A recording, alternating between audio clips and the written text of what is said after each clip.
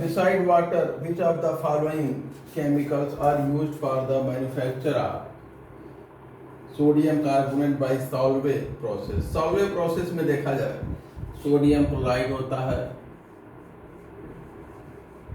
Solvay process में sodium chloride होता है, अमोनिया होता है, कार्बन डाइऑक्साइड होता है, NaCl है, NHCl, CO होता है। तो ये विकल्प ए सही है, विकल्प ए भैया। आगे जो है क्वेश्चन 2 देखा जाए। Magnetic quantum number determine. Magnetic quantum number ये क्या बताता है?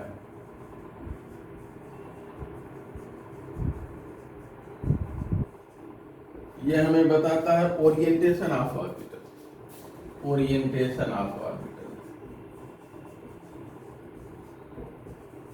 ऑर्बिटल। और ये है विकल्प B. Question number 3। A p orbital in an atom in absence of magnetic field. P orbital in absence of magnetic field.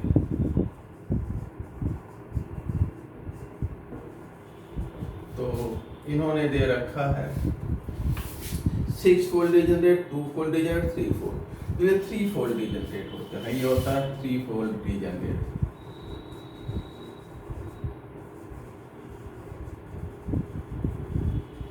और ये विकल्प सी है।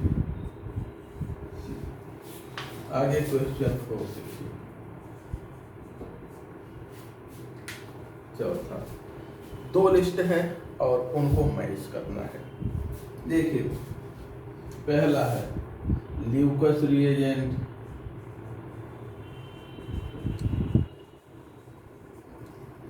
दूसरा है नेस्लर रिएजेंट,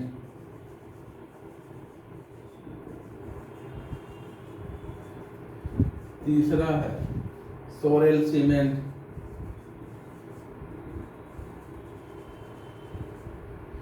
चौथा है एनहाइड्रॉन और पांचवा है एप्सोमाइट। देखा जाए पहला इन्होंने दे रखा है MgCl2 5MgOH, MgCl2 5H2 MgO और XH4। ठीक है, बेसिक मैग्नीशियम क्लोराइड है। ये देखा जाए तो ये जो है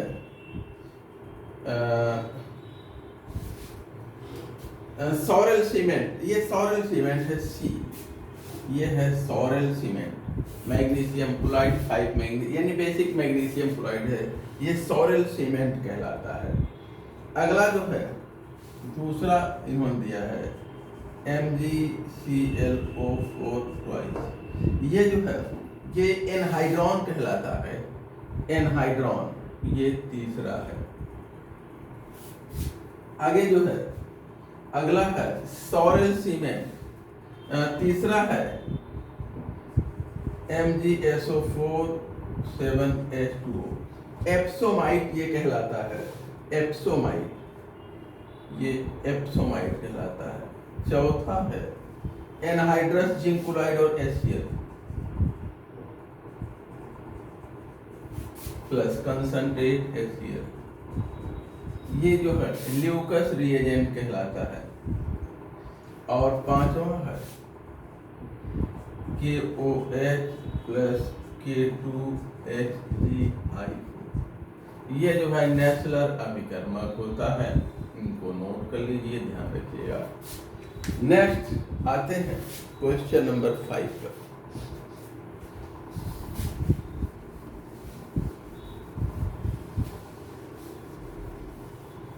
क्वेश्चन नंबर 5,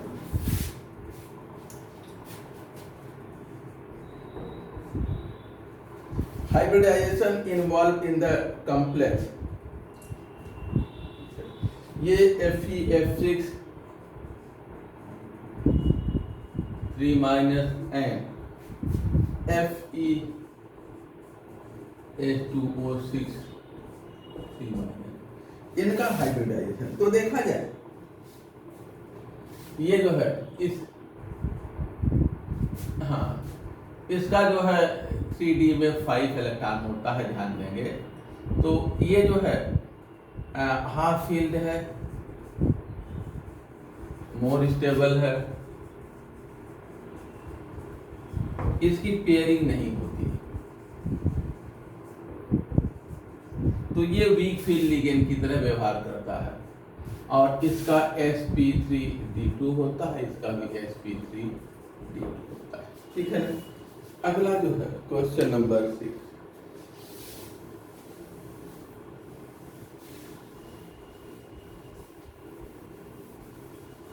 क्वेश्चन नंबर 6 में देखा जाए, liquid ammonia act as a levelling agent for weak acid like acetic acid. Liquid ammonia देखा जाएगा,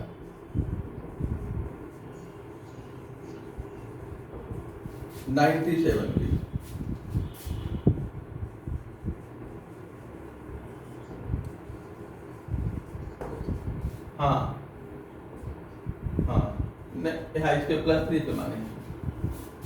liquid ammonia act as a levelling agent for, ये लेबलिंग एजेंट का काम करता है वीक इलेक्ट्रोलाइट्स के लिए। इसका कारण क्या है, देखिए जैसे अगर कोई इलेक्ट्रोलाइट पूर्णतः डिसोसिएट हो जाए, अगर जो है पूर्णतः डिसोसिएट हो जाए, दो इलेक्ट्रोलाइट हो, दोनों 100% डिसोसिएट हो रहे हैं, तो कौन वीक है कौन स्ट्रांग है इसका निर्धारण करना संभव नहीं हो पाता। जैसे ए बी है और ए सी है, हमने वाटर लिया और ये A+ और B- में डिसोसिएट हो गया, इसको भी वाटर लिया, A+ और C- में डिसोसिएट हो गया। 100% अगर डिसोसिएशन दोनों का है तो दोनों में कौन वीक है कौन स्ट्रांग है ये समझ में नहीं आ पाता ना। तो हम कोई ऐसा इलेक्ट्रोलाइट लें, ऐसा सॉल्वेंट लें जिसका डाइइलेक्ट्रिक कांस्टेंट लो हो। डाइइलेक्ट्रिक कांस्टेंट लो का मतलब इनके डिसोसिएशन कम हो, यानी 100% ना हो रहे हों, तो पता लगा कि एक कोई 100% डिसोसिएट हुआ और एक 98%, 95%, 90% हुआ, तो हम इनमें कौन वीक है कौन स्ट्रांग इसका निर्धारण कर सकते हैं। तो हम लो डाइइलेक्ट्रिक कांस्टेंट, जिसका डाइइलेक्ट्रिक कांस्टेंट कम हो, उसको यूज करते हैं लेबलिंग एजेंट के रूप में। और इसमें जो है इसमें जो है डाइइलेक्ट्रिक कांस्टेंट जिसका लो होगा वाटर से उसी को यूज करेंगे।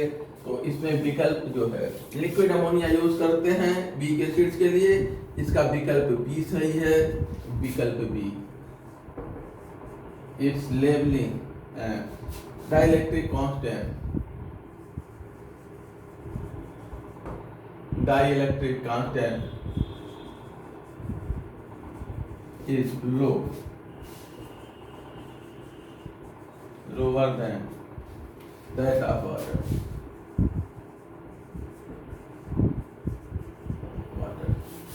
अगला जो है question 7, which one of the following element does not form oxyacid? कौन ऑक्सीएसिड नहीं बनाता? ऑक्सीएसिड जिसकी इलेक्ट्रोनेगेटिविटी ऑक्सीजन से अधिक होगी वो नहीं बनाएगा। फ्लोरीन इसमें, क्योंकि ये मोर इलेक्ट्रोनेगेटिव है देन ऑक्सीजन, और ये नहीं बनाता। ठीक है, आगे देखा जाए question 8, which one of the following is correctly matched? देखा जाए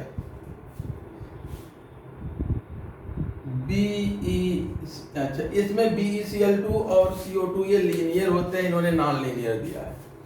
BCl3 और C प्लस, ये ट्राइगोनल प्लेनर है। क्वेश्चन बी देखिए, BCl3 हाँ NCH3 प्लस, ये जो है ट्राइगोनल प्लेनर है।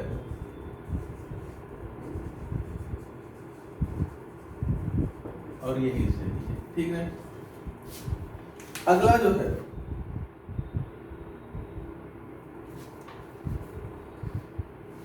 which one of the following reaction represent the oxidation of chromium? किसमें क्रोमियम का ऑक्सीडेशन हो रहा है?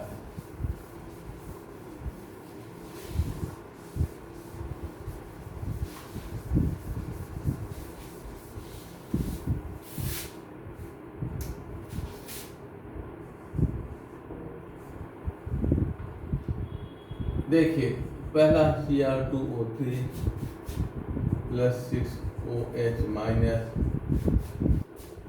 Twice CrO4 2 minus plus H2O plus H plus, ये है, ठीक है। इसमें पहले इसी को चेक किया जाए, पहला विकल्प यही है। क्रोमियम का ऑक्सीडेशन स्टेट यहाँ पर +3 है, यहाँ पर क्या हो जा रहा है X माइनस 8 इक्वल टू -2 के ना, X 4 दूना 8 -8 और इक्वल टू -2 के, तो X इक्वल टू क्या आ जाएगा +6, तो इसी का है यहाँ पे +6 है, तो +3 से +6 में बदल रहा है, ये तो ऑक्सीडाइज हो रहा है ना, और इसका मतलब पहला ही विकल्प सही है। बाकी सबको चेक कर लीजिएगा, जिसमें ऑक्सीडेशन नंबर बढ़ रहा है वो ऑक्सीडेशन है, और जिसमें कोई परिवर्तन नहीं है वो ऑक्सीडेशन या रिडक्शन कुछ भी नहीं है। तो पहला विकल्प हम लोगों ने चेक किया, पहला ही सही मिल गया। इसका मतलब कि ये जो है पहला ही ऑक्सीडेशन है क्रोमियम का। Question 10, equivalent weight of मैग्नेस sulphate will be half of its molecular weight when it is oxidized. मैग्नेस sulphate है MnSO4, इसका ऑक्सीडेशन हम किस में करें कि इसका तुल्यांकी भार मोलर मास का आधा हो, E equal to molar mass upon 2। देखिए पहला विकल्प दे रखे हैं MnO4 माइनस, इसका ऑक्सीडेशन स्टेट +2 है, इसका क्या है +7, ऑक्सीडेशन नंबर में चेंज 5 का है, तो यहाँ पर हो जाएगा इक्विवेलेंट वेट क्या होगा मोलर मास अपॉन 5, ये नहीं है। दूसरे केस में देखिए, दूसरा विकल्प क्या है MnO4 2 माइनस, तो 4 दूना 8, तो यहाँ पे +6 है, +6, तो यहाँ पे +4 से +6 कितने का चेंज हुआ है 4, यहाँ पे E इक्वल टू होगा m/4, अर्थात ये भी सही विकल्प नहीं है। अगला हम लोग तीसरा देखते हैं, नेक्स्ट जो है तीसरा देखते हैं C, ये है Mn2O3 और इसमें जो है +3 होगा, +3 ऑक्सीडेशन स्टेट है, तो +2 से +3 n की वैल्यू 1 है, तो इसमें E इक्वल टू होगा m/1 की, यानी कि तुल्यांकी भार और अणुभार दोनों बराबर है इसमें। चौथा विकल्प हमारे पास है MnO2 का, यहाँ पर ये +4 में है, +2 से +4 तो n की वैल्यू 2 है, इक्विवेलेंट वेट m/2 होगा, ये रहा, ठीक है ना। अब देखते हैं question 11, which of the following compound undergo E2 reaction most readily? E2 reaction देखा जाए, E2 ये जो है 1 डिग्री हैलाइड देते हैं, 1 स्टेप होता है, ठीक है ना, और इसमें जो है देखा जाए तो 1 डिग्री हैलाइड 2 है, 1 डिग्री हैलाइड जो है 2 है। एक तो B वाला देखिए, B में CH3 CH2 CH2 CH2 Cl है, और उसके बाद सी में देखिए CH3 CH2 CH2 CH2 आई है। अब दोनों में कौन देगा? तो जो सरलता से निकलेगा ना, जो सरलता से निकलेगा ये गुड लिविंग ग्रुप होता है, गुड लिविंग ग्रुप है। अब ये सरलता से निकलेगा और यही तत्परता से रिएक्शन को देगा। ठीक है, आगे देखते हैं। हाँ हाँ हाँ हाँ SN1 और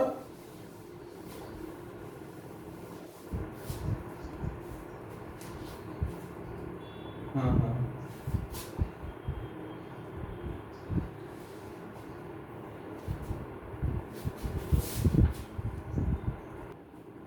पढ़ कुछ और रहे हैं, चर्चा कुछ और कर रहे हैं, समझे में नहीं आ रहा है क्या बोल रहे हैं क्या नहीं, कहाँ का कंसेप्ट कहाँ लगा रहे हैं।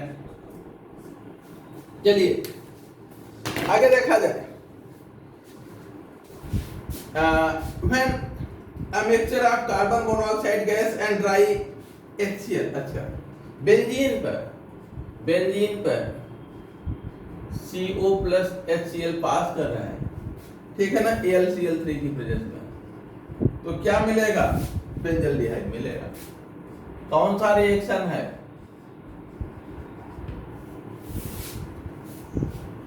आगे question 13, which one of the alkene is most stable? कौन सा एल्कीन मोस्ट स्टेबल है? हाईली सब्स्टिट्यूटेड जो है डी, देखिए हाईली सब्स्टिट्यूटेड डी, ये मोर स्टेबल है। ठीक है, आगे जो है क्वेश्चन 14,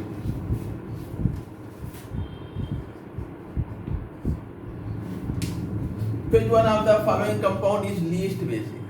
लीस्ट बेसिक देखिए नाइट्रो ग्रुप जिसमें लगा है वही सबसे कम बेसिक होगा, क्योंकि ये जो है इसका -I और -M दोनों इफेक्ट होता है।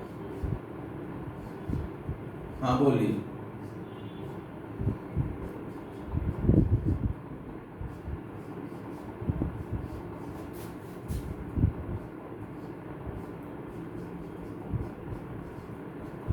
ठीक है ना, -I होगा और ये सबसे वीक बेसिक होगा। ठीक है, लीस्ट बेसिक। अगला क्वेश्चन 15, पेट्रोल यानी गैसोलीन 6, 7, 8 कार्बन का होता है, इसको याद रखिएगा। ये हेक्सेन होता है, मिक्सचर होता है, हेप्टेन होता है और ऑक्टेन होता है।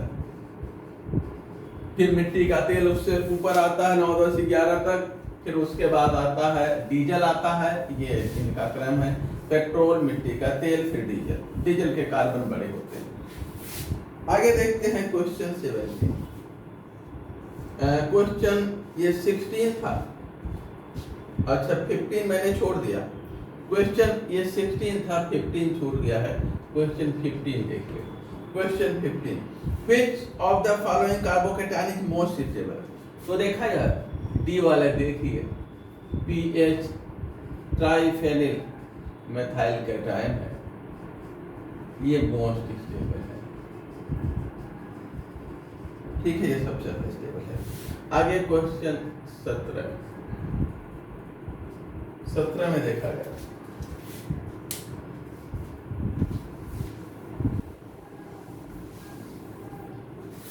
maximum potential energy is associated with which one of the following conformation of butane? Butane का कंफर्मेशन जो एक्लिप्स है, फुल्ली एक्लिप्स, सी जो फुल्ली एक्लिप्स फॉर्म होगा, यानी कि CH3 के नीचे CH3 ऐसा अगर है तो इसकी ये लीस्ट स्टेबल होगा, सबसे कम स्टेबल होगा और हाईएस्ट पोटेंशियल एनर्जी होगा।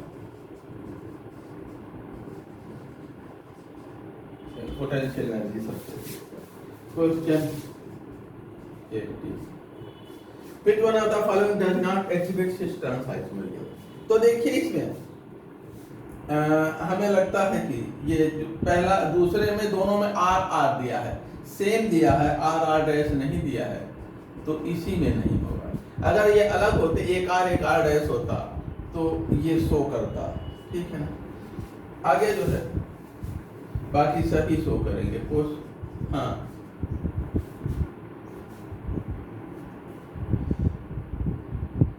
डी में भी होता है। डी में जो डेकालीन जो है, इसमें जो दोनों ये जो है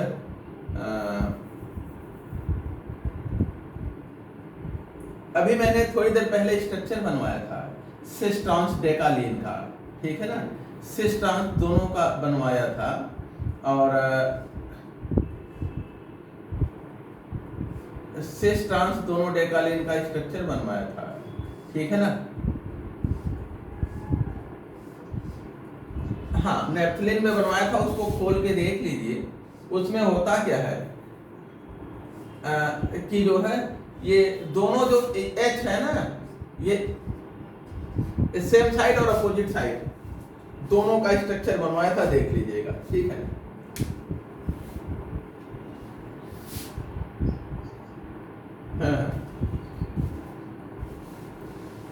हाँ, काहे नहीं होंगे, ये कहाँ पढ़ लिया कि नाइट्रोजन को लोन पेयर नहीं होंगे। हाँ हाँ हाँ, ये ऐसा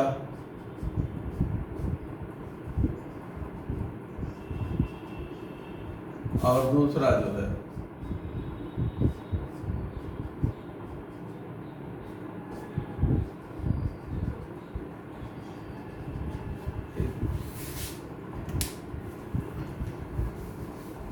अच्छा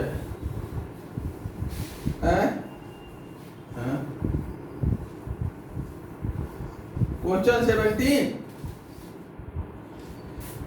जिसकी पोटेंशियल एनर्जी सबसे ज्यादा होगा उसकी स्टेबिलिटी सबसे कम होगी।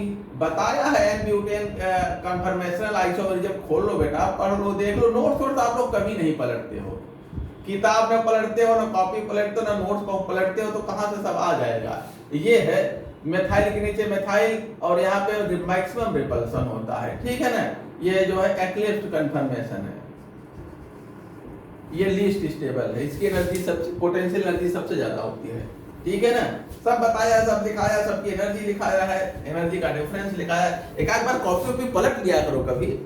24 घंटे में 8 घंटे तो हमसे ही पढ़ते रहते हो सब लोग, अपना 1 घंटे पढ़ते नहीं हो। जो चीज कॉपी में लिखी है वो नहीं समझ पाते हो कि ये कहाँ से आ गया। जो हमने पढ़ाया है, बताया है, बड़ा इंपॉर्टेंट है। डेकालीन मैंने समझाया था, बड़ा इंपॉर्टेंट है, पूछा गया, मुझे याद है। तभी भी डेकालीन कहाँ है हमें पता ही नहीं चला। क्या पढ़ रहे हैं आप लोग, हैं समझ में नहीं आता कौन सी पढ़ाई पढ़ रहे हैं, सिर्फ मोबाइलें लिए घूम रहे हैं क्या। देखा जाए NH2 Cl OH और CH3, इनमें जो है कौन बेंजीन को सबसे ज्यादा एक्टिवेट करता है। एक्टिवेशन का क्रम पूछा है, तो देखा जाए हमने बताया था, देखिए इसका प्लस मेसोमेरिक इफेक्ट है, सबसे ज्यादा है, इसका जो है और कम है, और ये बड़ी साइज होने के कारण इसका सबसे कम होता है। और उसके बाद जो है ये इसका प्लस आई इफेक्ट है, इसका प्लस मेसोमेरिक इफेक्ट है। तो हमने बताया था कि मेसोमेरिक इफेक्ट जो है अगर कहीं पे है और रेजोनेंस इफेक्ट भी है तो मेसोमेरिक इफेक्ट डोमिनेंट होता है, ठीक ना। मेसोमेरिक इफेक्ट क्या होता है, डोमिनेंट होता है। तो यहाँ पर सबसे ज्यादा एक्टिवेशन इसके द्वारा होगा, इसकी इलेक्ट्रोनेगेटिविटी सबसे कम है। उसके बाद होगा इसका ये OH का, उसके बाद होगा CH3 का, और क्लोरीन का एक्टिवेशन जो है ये सबसे कम होगा हैलोजन में। हैलोजन में क्लोरीन का एक्टिवेशन सबसे कम होगा, ठीक है ना। हैलोजन, ये तीसरा हैलोजन है, इसका एक्टिवेशन। ऐसे आयोडीन का सबसे कम होता है अगर चारों हैलोजन कंपेयर करेंगे तो ये विकल्प जो है, इसको विकल्प बी को बना लीजिए, वो गलत छपा है आपके उसमें, उसी को बना लीजिए, ठीक है ना।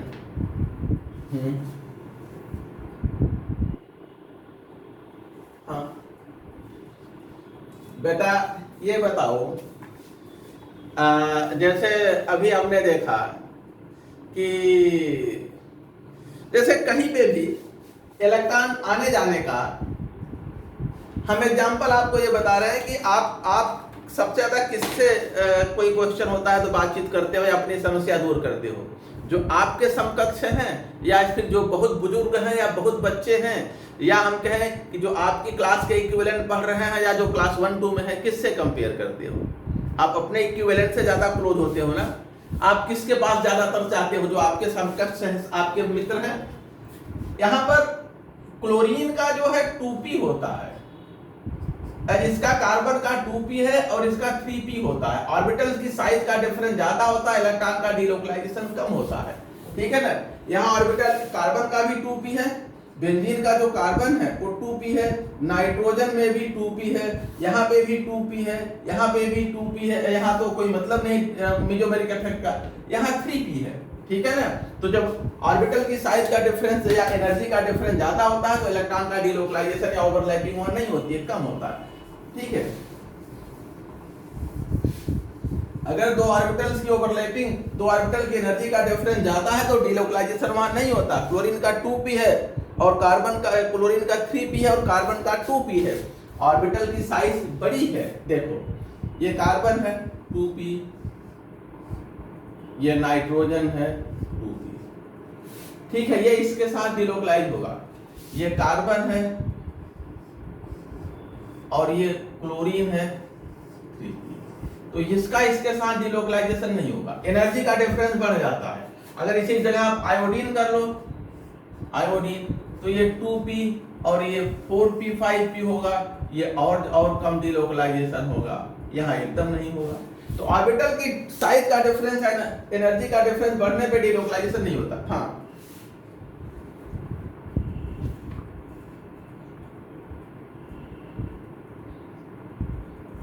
हाँ, प्लस m में भी होता है, माइनस m में भी होता है, ठीक है। तो यहाँ माइनस m कहाँ है?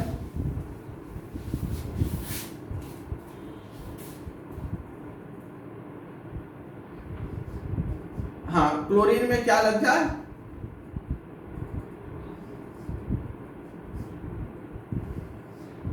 क्लोरीन के पास जैसे आपके पास जगह तो होनी चाहिए लोन पेयर लेने का। क्लोरीन का ऑक्टेट पूरा है, क्लोरीन का ऑक्टेट कंप्लीट है, इसके पास न तो कोई वैकेंट ऑर्बिटल है, न ही कोई लोन पेयर है, तो कहां से ये डिलोकलाइज होगा? पाई बॉन्ड इधर है तो डिलोकलाइजेशन किधर होगा? पाई बॉन्ड इधर है तो इलेक्ट्रॉन इधर आएगा ना, इधर कहां जाएगा? इलेक्ट्रॉन के डिलोकलाइजेशन के लिए क्या चाहिए? रिक्त ऑर्बिटल, वैकेंट ऑर्बिटल चाहिए, या तो फिर पाई ऑर्बिटल चाहिए। तो जब पाई ऑर्बिटल कॉन्जुगेशन जिधर होगा, जैसे हम कहें कि ये आप हो, आपका घर है, ये आपके पड़ोसी का घर है, आप बार बार अपने पड़ोसी के यहाँ किसी काम के लिए आते हैं, हम कहें इस तरफ क्यों नहीं जाते हो? अरे इधर कोई है ही नहीं है तो आप जाओगे कहाँ? इधर कोई ना तो वैकेंट ऑर्बिटल है ना पाई बॉन्ड है, तो इलेक्ट्रॉन इधर कैसे जाएगा? इधर ही तो जाएगा।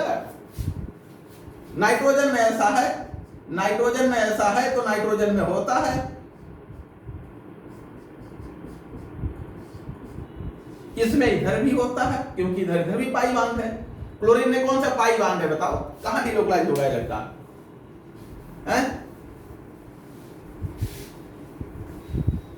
अरे इलेक्ट्रॉन के डिलोकलाइजेशन के लिए कॉन्जुगेशन चाहिए, पड़ोस चाहिए। कहीं कॉन्जुगेशन पाई बॉन्ड का या वैकेंट पी ऑर्बिटल का ही नहीं, और इलेक्ट्रॉन आप उधर कहां ले जाओगे? बोलो भाई,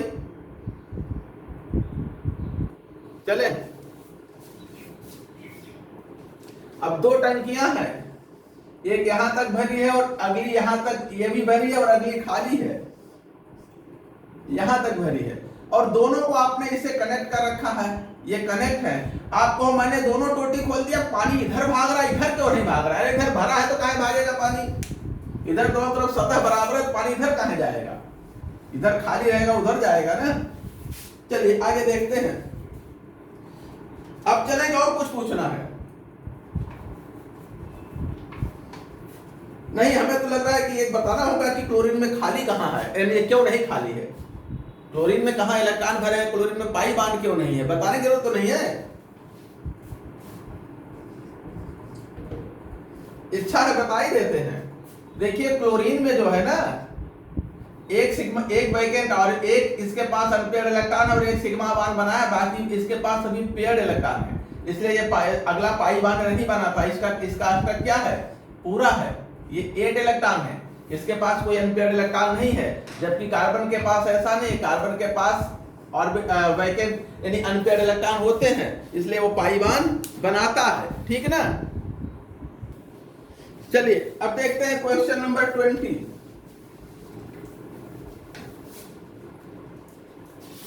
question number 20, which of the following acid does not exhibit स्टीरियोआइसोमेरिज्म, कौन सा स्टीरियोआइसोमेरिज्म नहीं प्रदर्शित करेगा। तो देखिए इसमें जितने दिए हैं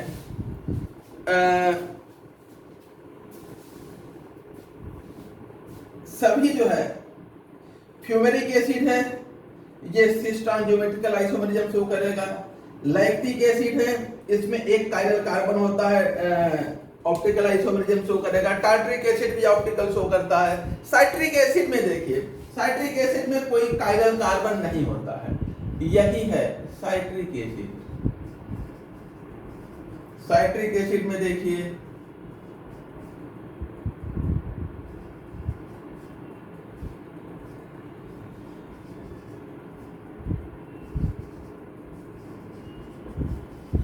इसमें कोई कायरल कार्बन नहीं है, तो ये जो है किसी प्रकार का no chiral carbon,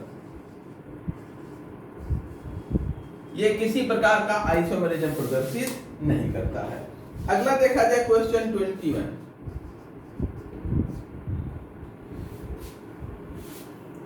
alpha D plus glucopyranose on complete methylation, alpha D plus glucopyranose इसका मेथाइलेशन करेंगे,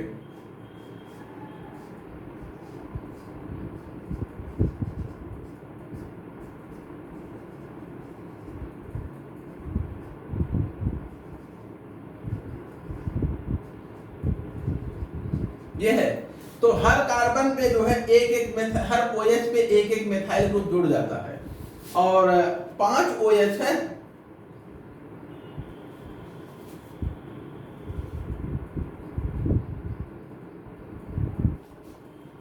एक minute, glucopyranose on complete methylation, उसके बाद फॉलोड बाय हाइड्रोलाइसिस, हाइड्रोलाइसिस भी हो रही है, ठीक है, followed by hydrolysis with HCl and oxidation with nitric acid. ये तो कई रिएक्शन दे दिए हैं, इसको अभी आप लोगों को पढ़ाएंगे।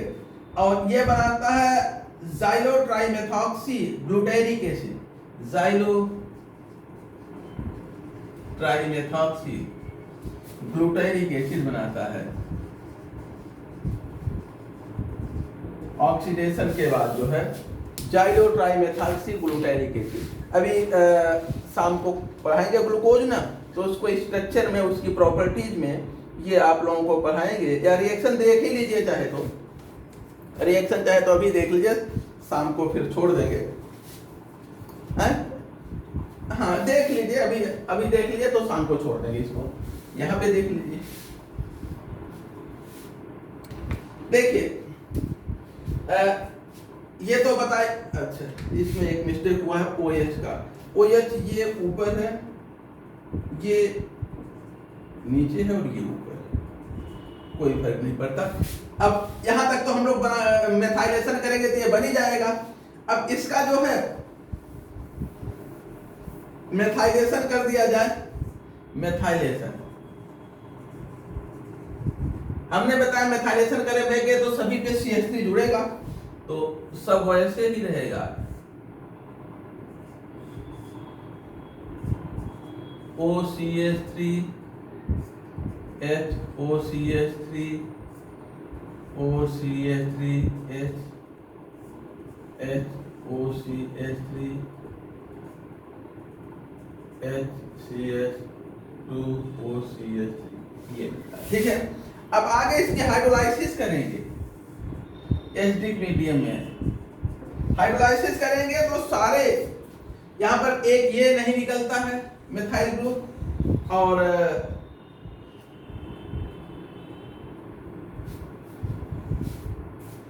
ये केवल यानी कि ये नहीं निकलते हैं, ये नहीं निकलता है, यहाँ का निकल जाता है, ये OH में बदल जाता है।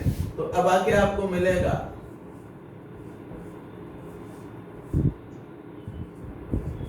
बाकी जैसे है वैसे रहेंगे, बाकी यथावत रहेंगे। उसके बाद फिर जो है इसका ऑक्सीडेशन करेंगे, बाकी पे जैसा है वैसा रहेगा, बाकी का OCH3 नहीं निकलता है।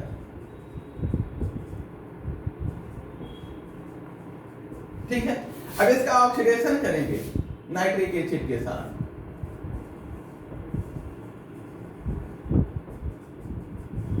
नाइट्रिक एसिड के साथ, तो ये जो है ये एक निकल जाता है। और देखिए हमारे पास क्या मिलता है, HCOOCH3 ये मिलता है, प्लस इसके साथ जो है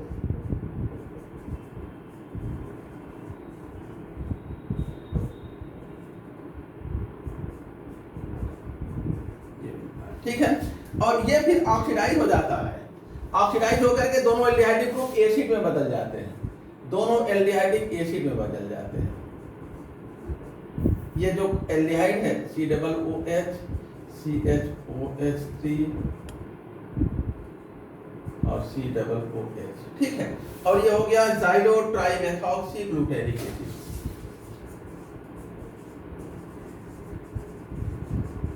ग्लूटेरिक एसिड इसको नोट कर लीजिए, तो फिर आगे बढ़ते हैं, ठीक है ना। ये शाम वाली क्लास में अब इसको छोड़ देंगे, यहाँ पे लिखा दिए हैं। आगे देखते हैं, नेक्स्ट जो है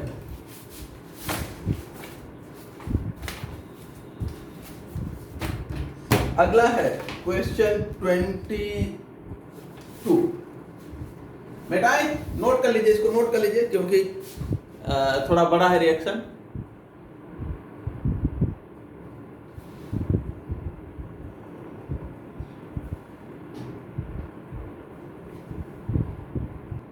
देखा जाए क्वेश्चन 22।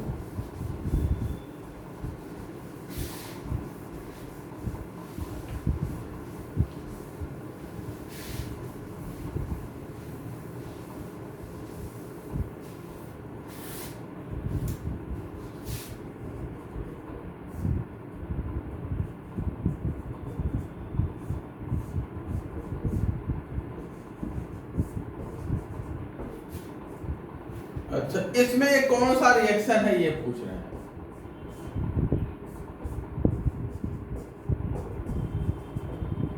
कौन सा है भाई बताइए।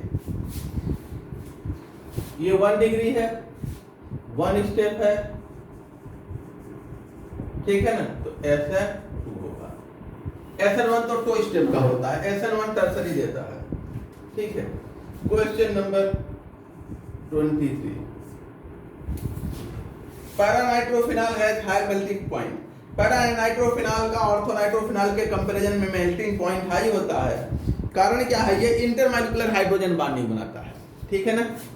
पैरानाइट्रोफिनॉल क्या करता है, इंटरमॉलिक्यूलर हाइड्रोजन बॉन्डिंग। और ऑर्थोनाइट्रोफिनॉल क्या करता है, इंट्रा, ठीक है ना। इसलिए इसका हाई होता है, हाई बॉइलिंग पॉइंट। इसका क्या होता है, लो बॉइलिंग पॉइंट, ठीक ना। अब देखा जाए आगे question 24।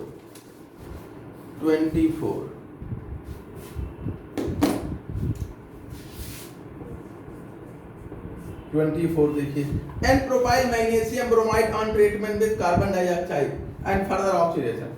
N propyl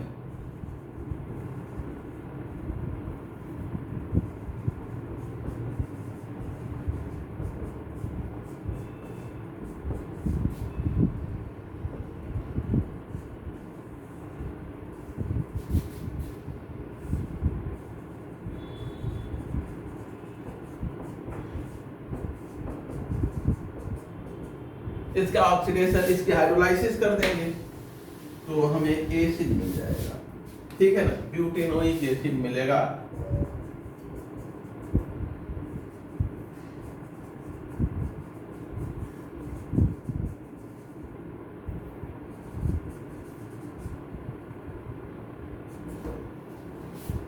butanoic acid, विकल्प सी सही है। Question 25, which one of the following statement is not correct? ध्यान देंगे, not correct। तो बी देखिए, पाइरीडीन अंडर को फ्रीडल क्राफ्ट, ऐसा नहीं है, पाइरीडीन जो है फ्रीडल क्राफ्ट रिएक्शन नहीं देता, ये नो फ्रीडल क्राफ्ट रिएक्शन, ठीक है ना, विकल्प बी यही सही है। Question 26, naphthalene is reduced in presence of, naphthalene को और जहां पे ये रिडक्शन पढ़ाया है वहीं पे डेकालीन का स्ट्रक्चर बताया है, डेकालीन, हाँ ठीक है। चलिए आगे देखते हैं। डेकालीन सिस ट्रांसजोमेट्रिकल आइसोमरिज्म शो करता है, एक में दोनों हाइड्रोजन एक तरफ होते हैं, एक में दो, एक ऊपर एक नीचे होता है, एक ऊपर एक नीचे होता है, ठीक ना। आगे देखा जाए question 27, salicylic acid reacted with acetic anhydride, salicylic acid acetic anhydride से रिएक्शन करता है तो हमें क्या मिलता है, एस्पिरिन प्राप्त होता है। खूब इसको देख चुके हैं, सैलिसिलिक एसिड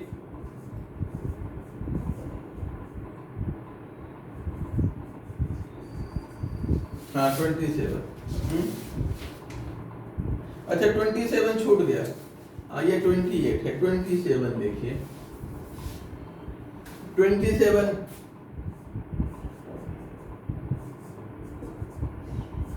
अच्छा चलिए, एस्पिरिन तो कई बार बता चुके हैं।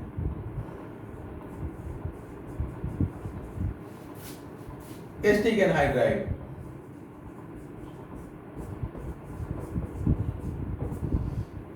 देखा जाए यहाँ पे 2 नाइट्रोपाइरॉल मिलेगा, 2 नाइट्रोपाइरॉल, ठीक है ना। ये भी रिएक्शन हम लोग पढ़े हैं, अभी कुछ समय पहले ही पढ़े हैं, 2 नाइट्रोपाइरॉल हेटेरोसाइक्लिक में, जब पाइरॉल पढ़ाया है तो वहां पढ़ाया है। क्वेश्चन 28 छोड़ते हैं। सैलिसिलिक एसिड जो है एसिटिक एनहाइड्राइड से रिएक्शन करता है, एस्पिरिन बनाता है, ठीक है ना।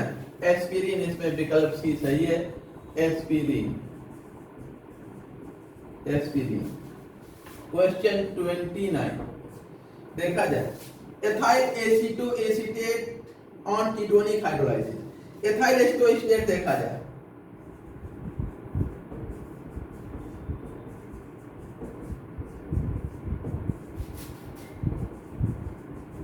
इसका जो है हाइड्रोलाइसिस करेंगे, कीटोनिक हाइड्रोलाइसिस करते हैं तो कीटोन मिलता है, एसिडिक हाइड्रोलाइसिस करते हैं तो एसिड मिलता है। एक्टिव मेथाइलिन कंपाउंड में कीटोनिक हाइड्रोलाइसिस हम करते हैं तो हमें एथेनॉल मिलता है, एक तो यहां से मिल जाता है, फिर CO2 मिलता है और हमें क्या मिलता है, एसीटोन मिलता है, ठीक है ना। तो ये acetone plus CO2 plus C2H5OH।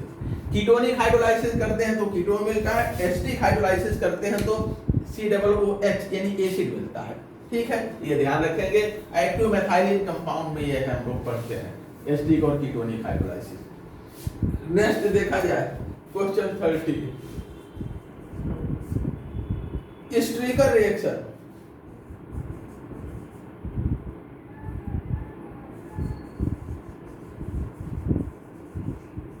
स्ट्रीकर reaction हम यूज करते हैं किसकी सिंथेसिस में, ये भी अभी पढ़े नहीं हैं, अभी जो कार्बोहाइड्रेट जो चैप्टर चल रहा है उसी में पढ़ेंगे। इसको हम यूज करते हैं, देखिए अमीनो एसिड की सिंथेसिस में रिएक्शन देख लीजिए, एल्डिहाइड लेते हैं, इसको जो है अमोनिया से रिएक्ट कराते हैं और हमें जो है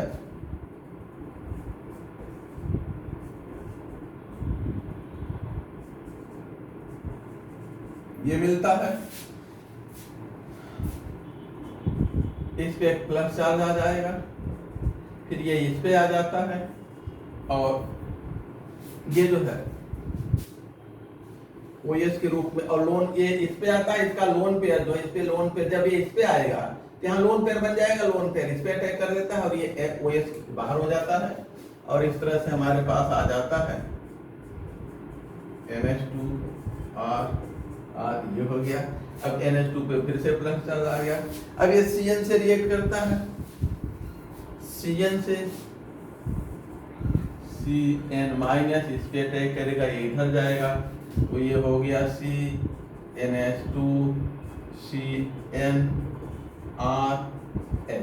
अब इसको हाइड्रोलाइज कर दीजिए तो C OH में बदल जाता है, हाइड्रोलाइज तो R CH NH2 और ये COOH में प्लस NH, तो ये अल्फा एमिनो एसिड होगा, ठीक है ना। तो ये अल्फा एमिनो एसिड विकल्प सी सही है आपका, विकल्प सी एमिनो एसिड। आगे देखा जाए क्वेश्चन नंबर 31, नोट कर लीजिए इसको, फिर आगे बढ़ते हैं।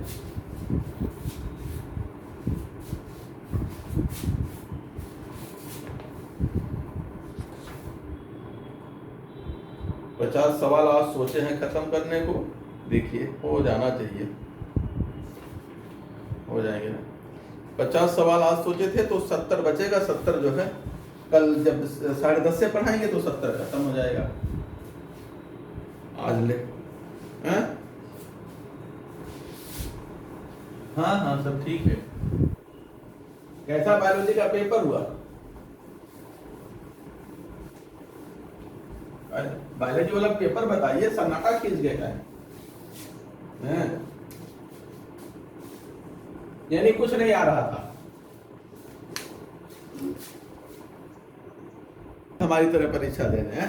चलिए देखा जाए निनहाइड्रीन टेस्ट। निनहाइड्रीन टेस्ट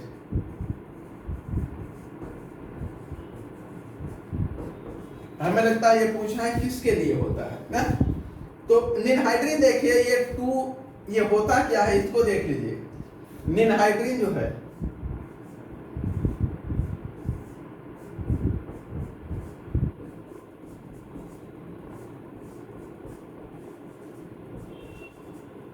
ये 2,2 डाइहाइड्रोक्सी इंडोन 1,3 डाइओन,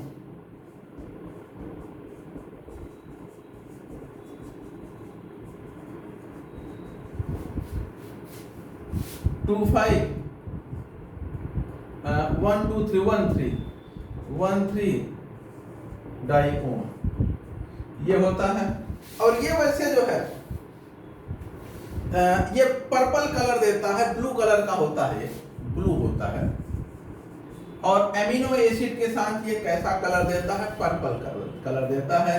एमिनो एसिड में जैसे मिलाएंगे प्लस एमिनो एसिड तो ये कंपाउंड बनाता है, यहाँ से रिएक्ट करता है एमिनो एसिड से और ये पर्पल कलर देता है, पर्पल कलर। ऑरेंज भी होता है, ऑरेंज पर्पल कलर देता है, ठीक है ना। ये अमीनो एसिड से यहाँ से डबल बॉन्ड बना लेता है, ठीक है ना। इधर जो भी अमीनो एसिड का ग्रुप होगा, अल्फा अमीनो जो भी होगा, तो ये यहाँ से इतना निकल करके डबल बॉन्ड बनाता है, कार्बन नाइट्रोजन डबल बॉन्ड से जुड़ते हैं जो कंपाउंड मिलता है, और ये पर्पल या ऑरेंज कलर का होता है, ठीक है। चले अमीनो एसिड तो है, अमीनो एसिड प्रोटीन में भी होता है तो उसको भी यूज कर सकते हैं, ठीक है ना। हाँ, तो अमीनो एसिड प्रोटीन से बनते, प्रोटीन अमीनो एसिड से बनता है तो उसको भी मिटाएं, नोट कर लीजिए। आगे देखा जाए question number 33, which one of the following molecules हो ज्योमेट्रिकल आइसोमर? इसमें विकल्प सी होगा, ज्योमेट्रिकल आइसोमर शो करेगा Bute, बताने की जरूरत नहीं है। क्वेश्चन नंबर 32, अच्छा, which one of the following compound reduce tolerance reagent? तो अभी भी कल ही पढ़े हैं परसों की ग्लूकोज जो है टॉलरेंस रिएजेंट और फेयरिंग सॉल्यूशन दोनों को रिड्यूस करता है। तो ग्लूकोज जो है ये रिड्यूस करता है, ग्लूकोनिक एसिड बनाता है, ठीक है, अमोनियम साल्ट ग्लूकोनिक एसिड का देता है। और क्वेश्चन नंबर 33 में देखिए, इसमें विकल्प सी सही है, यानी ब्यूट टू इन सही है। क्वेश्चन नंबर 34, क्वेश्चन 34 कुछ लिखने लायक दिख रहा है, क्या है? कार्बन क्लोरीन एंगल 1122 टेट्राक्लोरोएथीन 1122 टेट्रा, अच्छा ये टेट्राक्लोरोएथीन है, ये 120 लगभग होगा। वैसे थोड़ा सा ये ज्यादा होता है, ये थोड़ा ज्यादा होता है, एक आधा डिग्री, ये थोड़ा सा कम, लेकिन वो कोई विकल्प दिया नहीं है तो 120 ही होगा, ठीक है। पाई बांड वाला हल्का सा ज्यादा होता है, लेकिन 119 का कोई विकल्प नहीं है तो 120। आगे question number 35। The reaction between a primary amine chloroform और few drops of alcoholic क्या होगा? प्राइमरी एमीन प्लस क्लोरोफॉर्म और KOH एल्कोहलिक KOH, तो कार्बिल एमीन मिलेगा, ठीक है ना। कार्बिल एमीन, ये इसको हम क्या कहते हैं? Carbyl amine reaction. इसका कैरेक्टरिस्टिक स्मेल होता है ना, ये कुछ अलग तरीके का इसकी महक है, जिसके कारण हम प्राइमरी एमीन को टेस्ट करते हैं, पहचान करते हैं। तो carbyl amine reaction primary amine के टेस्ट के लिए भी यूज होता है, ये भी पूछा जाता है। आगे क्वेश्चन 36, माइक बंद करो भैया। Which one of the following compound is most reactive towards electrophilic substitution? Toluene है, बेंजीन है, बेंजोइक एसिड है, नाइट्रोबेंजीन। तो टॉलुइन, इसमें प्लस आई इफेक्ट है, ठीक है। बाकी सभी में किसी में प्लस आई इफेक्ट नहीं है, ना प्लस एम इफेक्ट है। देखिए और भी बता देते हैं, इस पे आप लोग ज्यादा कंफ्यूज हैं तो इसको भी देख लीजिए। इस पे प्लस एम इफेक्ट है या प्लस आई इफेक्ट है? प्लस आई इफेक्ट है। और नाइट्रोबेंजीन में देखिए,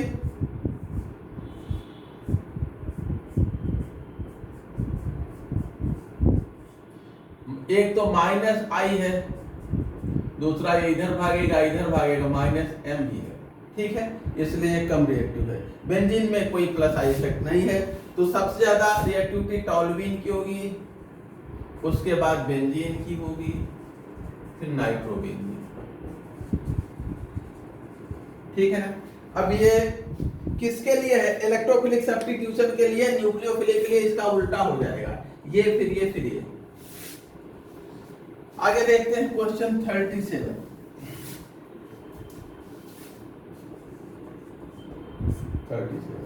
Which one of the following compound is formed when Grignard reagent is treated with ketone? Grignard reagent को कीटोन से रिएक्ट कराएंगे तो क्या होगा? Grignard reagent 1 डिग्री, अगर हम फॉर्मल्डिहाइड लेते हैं तो 1 डिग्री अल्कोहल मिलता है, ठीक है ना। उसके बाद एल्डिहाइड लेते हैं तो 2 डिग्री अल्कोहल मिलता है, और कीटोन लेते हैं तो 3 डिग्री अल्कोहल मिलता है, सब बता चुके हैं, ठीक है ना। तो टर्सरी अल्कोहल मिलेगा। क्वेश्चन 38,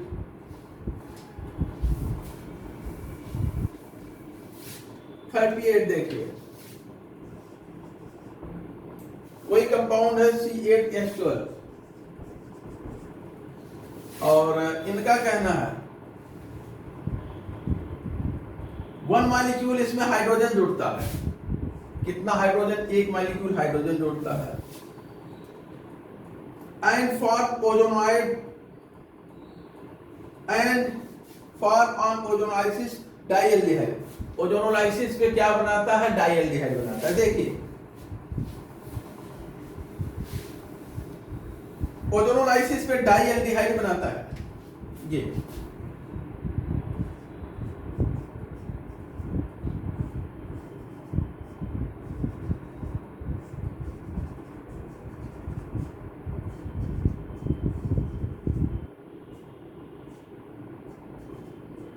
है ना। अब देखिए ये चूंकि ओजोन लाइसिस पे डाई एल्डिहाइड बना रहा है, इसका मतलब कि एक डबल बॉन्ड से इधर और इधर डबल बॉन्ड टूटा है या OH वो जुड़े हैं, लेकिन एक ही हाइड्रोजन मॉलिक्यूल जुड़ रहा है, इसका मतलब इसमें एक ही डबल बॉन्ड है, तो ये साइक्लिक स्ट्रक्चर है, ये दोनों आपस में ही मिले हैं। देखिए CH2 फिर जो है CH3 फिर ये OH COH C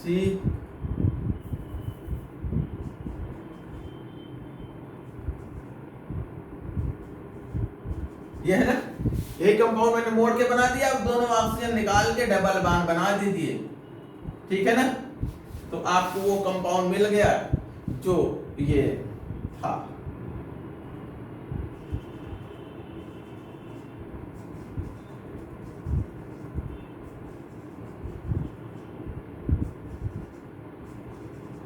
ठीक ना, यही कंपाउंड है।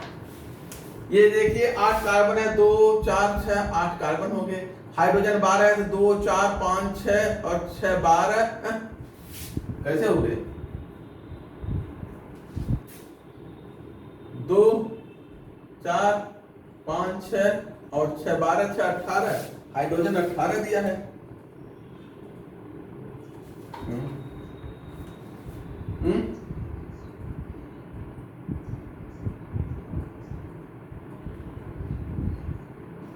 अच्छा, हमने कुछ ज्यादा कार्बन बना दिया ना, कुछ ज्यादा बना दिया, 2 4 6 है,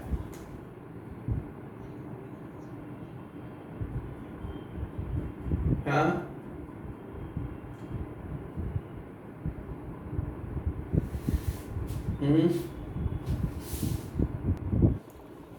आगे देखता है क्वेश्चन 39, देखा जाए। कंपाउंड ए,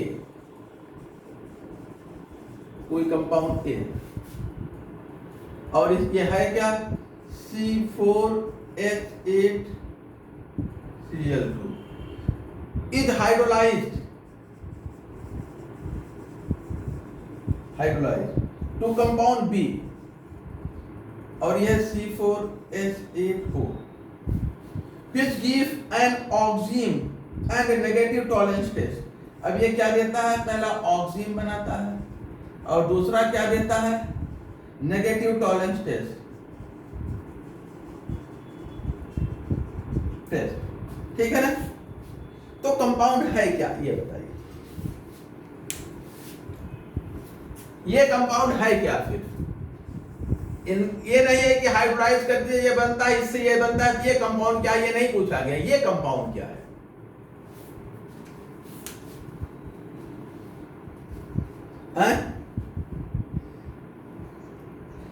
बी, अच्छा देखिए कंपाउंड हाइड्रोलाइज करने पर कीटोन दे रहा है, हाइड्रोलाइज करने पर क्या दे रहा है, एक ऑक्सीजन है ना, तो कीटोन दे रहा है, इसमें एक ऑक्सीजन से कीटोन होगा ना।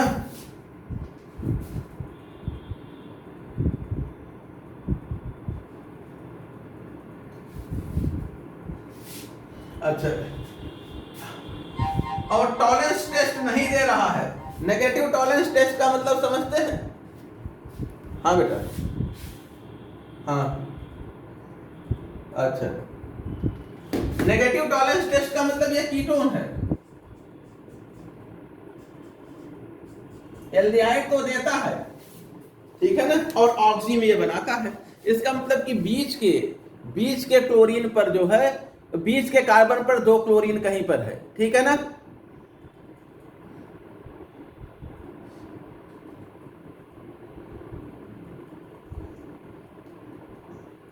हाँ, बीच के कार्बन पर क्लोरीन है, अब देख लीजिए कौन सा बनेगा।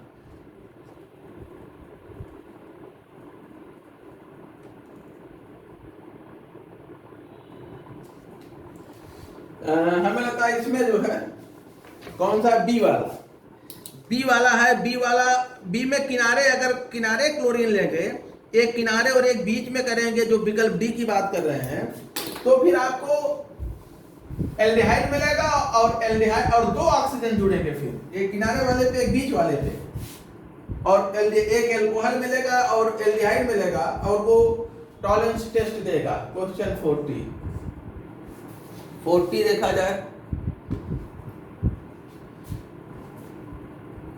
हाँ, which one of the following compound will not give yellow precipitate when treated with argon? कौन येलो आयोडोफॉर्म टेस्ट कौन नहीं देगा, यही देखना है। तो देखा जाए जो एथेनॉल, एसीटोन, एस्टोफिनान तीनों देंगे। डाई एथाइल कीटोन ये देखा जाए, डाई एथाइल की अरे अच्छा हाँ, डाई एथाइल कीटोन ये नहीं देगा,